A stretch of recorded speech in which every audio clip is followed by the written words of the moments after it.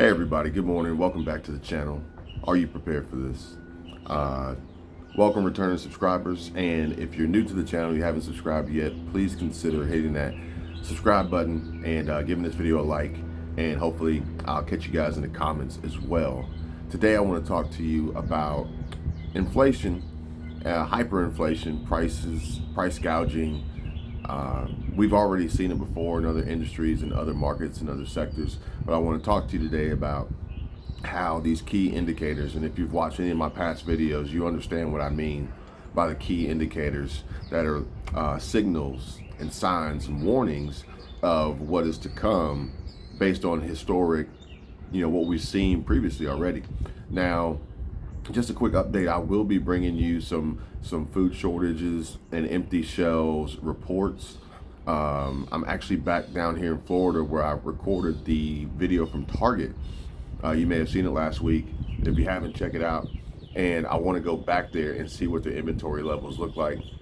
I actually want to go at a different time of day, and I want to try to see if I can get a hold of any staff to ask them, what the current situation is, because a lot of you commented on that video, and I really do appreciate it so much for answering the questions that I was asking, whether you thought it was a food shortage or if it was a labor shortage or both.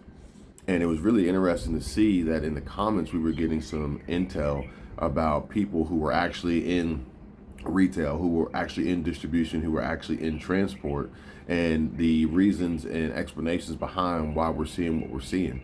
Even some commenters mentioned that Walmart's closing stores.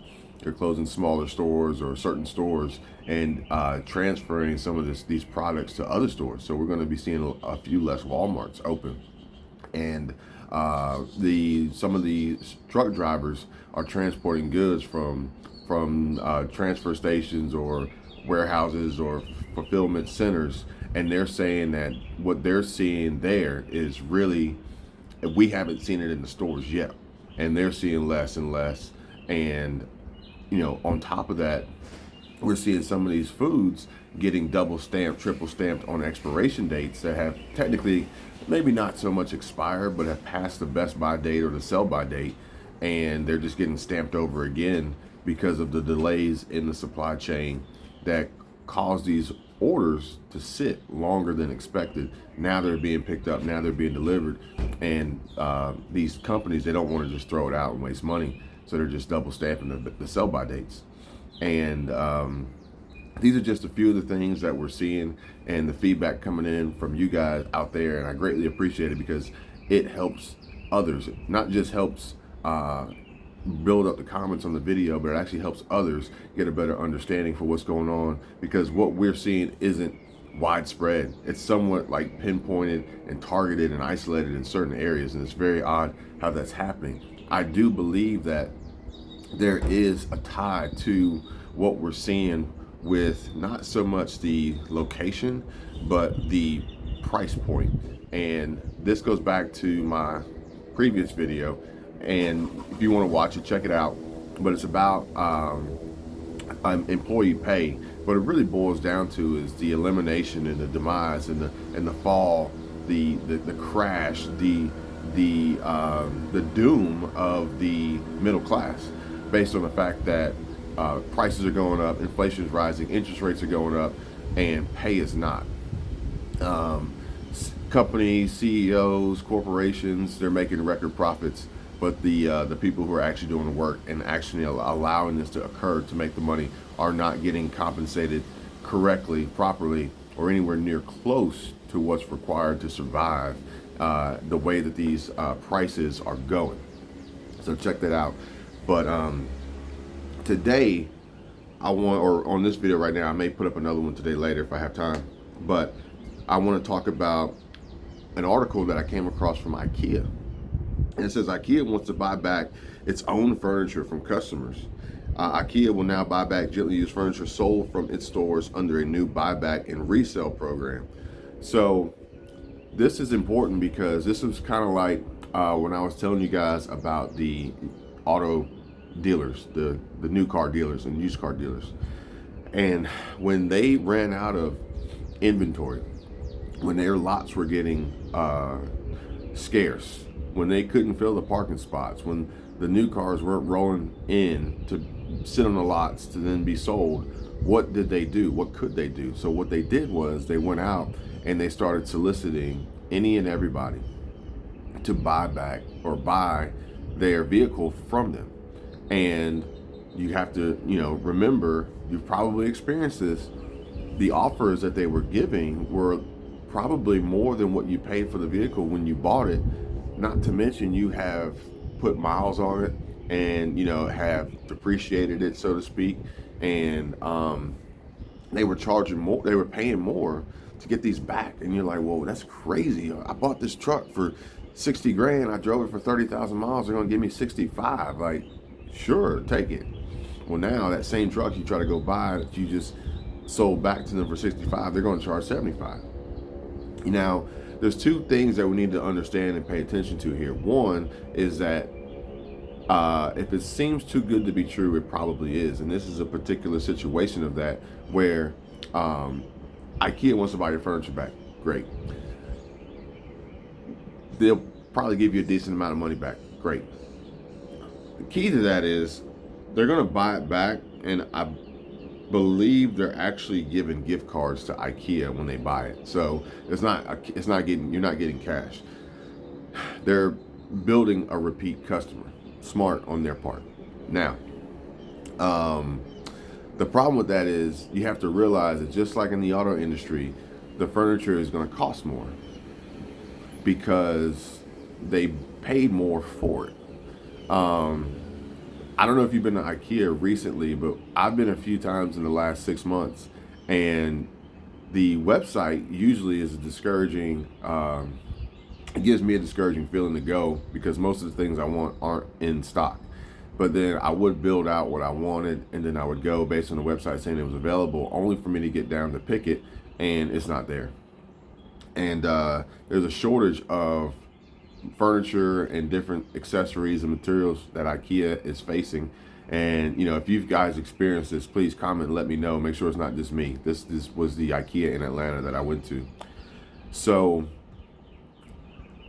this is like a red flag from IKEA. They're waving this red flag saying, hey, we can't get what we need because the shelves are already empty as it is. You can't pick the items you need from your walk through here and your order that you want to build. Oh, and add to that, we want to buy back any furniture you have. We need it. We want to sell it again. That's like it's just a general red flag of them saying we can't get materials, we can't get products, we have a shortage, we have a supply chain crisis looming, and they're trying to figure out a way. And they look to the automakers, auto dealers, and like, it worked for them, maybe we'll give it a shot. So I want you guys to pay attention to that and understand that if it's too good if it seems too good to be true, it probably is. Now, if you're in a situation where you don't need the furniture and this benefits you, go for it, take advantage of it. Especially like if you had an extra vehicle or something, a vehicle you didn't need, and you could trade it in and get more, or sell it to the dealership and get more than what you pay for it, go for it. But don't think that this is them trying to, out of the goodness of their heart, give you more money than you paid for it. And that's just it. That's not how this is going to work. And with that being said, we're gonna jump back into automotive because I've got this pulled up here from Yahoo Finance, and it says that the chip shortages is going to force Ford to suspend operations at a major U.S. plant because the shortages continue to beat down the auto industry. Now, this is really important because this is going to affect more than just how many trucks and Mustangs and Mach-E's roll onto the lot. Even the Transits are very important because Transits, between the F-Series trucks and the Transits, those are huge in what drives our economy as far as construction and transportation. And I think Amazon primarily uses the Mercedes Sprinters, but it's a similar platform, similar chassis. So this is very important for us to pay attention to. Now, this chip shortage is going to shut down a plant for Ford. I think this is not the first time they've shut it down. And if they're announcing it, it must be really bad. Like, they're probably telling us that this plant's going to shut down for a week, but really it's like a month. Like, they're probably not going to tell us the full story, but they got to give you something, because they know, people know they'll start talking. And I think GM had to close the plant as well. And we're going to continuously see this. But the bigger picture and the bigger problem here is that these chip shortages are going to affect more than just Ford and GM and their trucks and their cars. These chip shortages are going to affect the let's just say hotshot truck driver who buys an F-250 or F-350 or even a 450 and gets a fifth wheel or a gooseneck trailer or even a bumper pull trailer to transport goods. Well, if they can't get the trucks they need, or for some reason they have a problem and they can't get the truck fixed and it's, you know, semiconductor chip related, then their hotshot business goes down. It sucks for them, but at the same time, their load doesn't get delivered. And, you know, sure, another driver can pick it up, but there could be instances where then we get overloaded with loads. Drivers can't do it. Not to mention the rising cost of fuel prices, making each load, each trip more expensive, making the cost of that product go up as well through inflation or hyperinflation. But let's think about it. Let's think about it with the food shortages and the fact that farmers are using this equipment.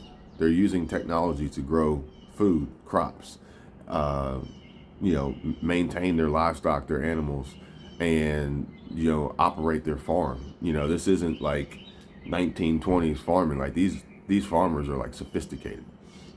But if they don't have the technology that they need to run their tractors, to run their plowing equipment, to run their sprayers, to run anything and everything needed to keep the farm going, to produce the food, to then put it on that F-Series truck and have it transported for us to then eventually get it on the shelves at Walmart and Publix and Whole Foods and Lidl, Aldi, Kroger, wherever you shop, Pick and Save, Piggly Wiggly. If they can't do that, we don't get it. So it's like, these are the key indicators.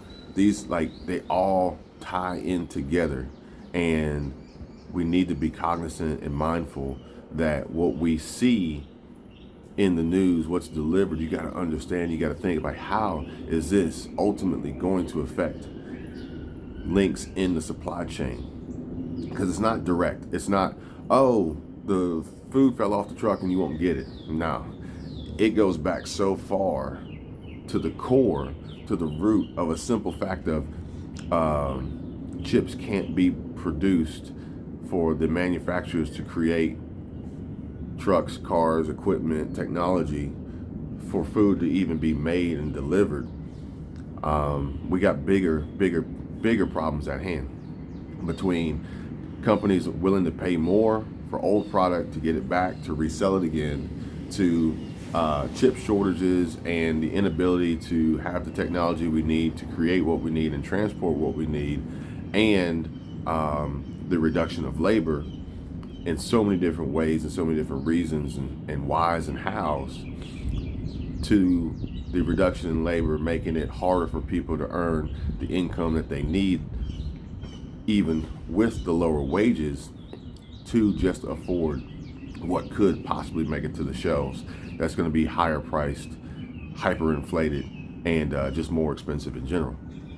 So thank you guys for watching. I hope you're doing all you can to prepare and be ready for what is coming. And if you have any questions, hit me up in the comments. If you want, shoot me an email. My email is inshortsupplyonyt@gmail.com. I'll put it in the description. And I'll see you guys on the next one. Take care. Be safe.